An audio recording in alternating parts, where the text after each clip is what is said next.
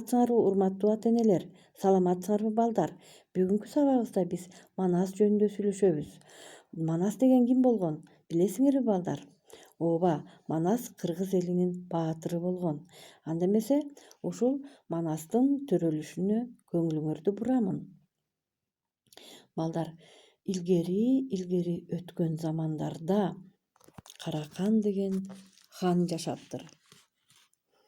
Каракандын Жакып деген уулу болуптур. Жакып 6 ай жергесинде жашап турган экен. Анын 1000 сандаган малы болгон. Бирок баласыз болгон.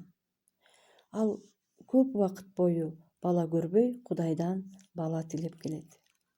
Күндөрдүн биринде Жакып 50 жашка толгондо эркек балалуу болот.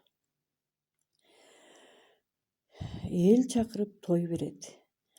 Ал эми Манас балдар төрөлгөндө эле абдан чоң төрөлөт жана күчтүү болот. Балдар, Манас 5 жашка чейин баскан эмес.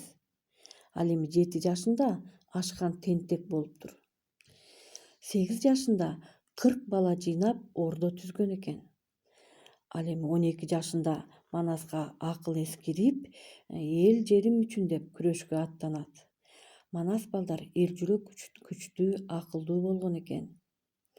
Манастын балдар Аккула деген аты, Акшумкар деген кушу жана Кумайык деген ити болгон экен.